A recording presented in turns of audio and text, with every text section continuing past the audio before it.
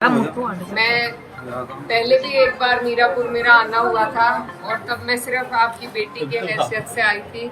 आज आप सबकी दुआओं के बदौलत एक पार्लियामेंटेरियन की हैसियत से भी आपके बीच में आई हूँ। लेकिन पहले मैं आपकी बेटी हूँ और बहन हूँ और आप लोगों से हमारा जो ताल्लुक है वो वोट का तो है नहीं क्योंकि एरिया अलग हो गया, लेकिन दिली लगाव है, दिली ताल्लुक है क्योंकि आपका क्षेत्र वो खुशनसीब क्षेत्र है जिसे मेरे वालिद साहब ने अपने अंतिम वक्त में उन्होंने यहाँ की पैरवी करी, यहाँ की सरपरस्ती करी और आपको ऐसा उनका वक्त मिला बेशकीमती कि जब वो अपनी राजनीतिक जीवन में परिपक्व हो गए थे तब उन्हें आपकी खिदमत करने का मौका मिला। इसीलिए मुझे लगता है कि आप लोग उन्हें आज भी अपने दिल में जिंदा रखते हैं, उन्हें याद करते हैं और बस यही ताल्लुक है, वहीं से ये डोर चली आ रही है।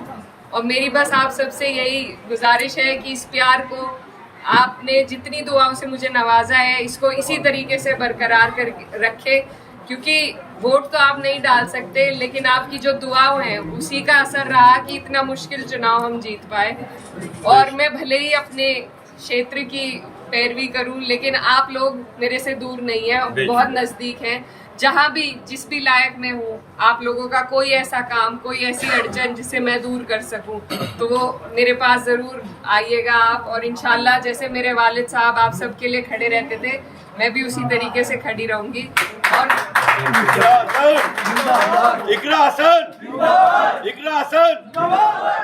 और जिस तरीके से संसद में मैं अपने क्षेत्र की आवाज उठाती हूँ आप लोग भी दूर नहीं है। मैं कोशिश करूंगी कि मेरी जो लड़ाई है, मेरी जो आवाज है उसमें आपका भी हिस्सा रहे, आपके लिए भी मैं आवाज उठा सकूं।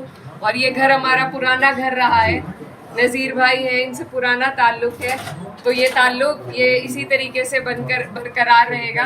और क्योंकि राजनीतिक प्रोग्राम तो नहीं है पर फिर भी ये कहना चाहती हूँ कि जिस तरीके से इस चुनाव में हम लोगों को सफलता मिली, पार्टी को सफलता मिली, तो अब बस सभी में जोश है और बस कोशिश यही करनी है कि आने वाली 27 में सरकार को आपको और हमें मिलकर बदलना है। क्योंकि जब तक सरकार नहीं बदली जाएगी तब तक आप और हम कहीं ना कहीं पिसते रहेंगे। तो इसलिए जरूरी है कि अभी से आप अपने जहन में इस बात को डाल लें कि जब मौका आएगा तो यहाँ से हमारे राष्ट्रीय अध्यक्ष अखिलेश यादव जी के हाथों को आपको मजबूत करना है।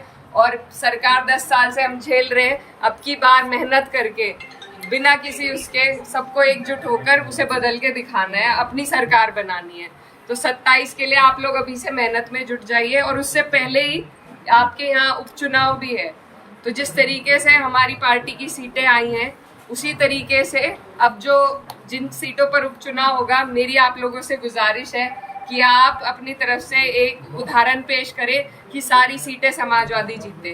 तो मैं तब भी आऊंगी जब चुनाव होगा, उस दौरान भी आना होगा, लेकिन अभी से मैं आपको पहले ही रिजर्व करके जा रही हूँ कि आप लोग सब आने वाले उपचुनाव में समाजवादी गठबंधन का साथ दे, प्रत्याशी कोई भी हो, अपने नेता के हाथों को हमें मजबूत करना है, तभी हमें आपको मजबूती मिलेगी। तो बस आप सबसे दुआओं की दरख्वास्त है।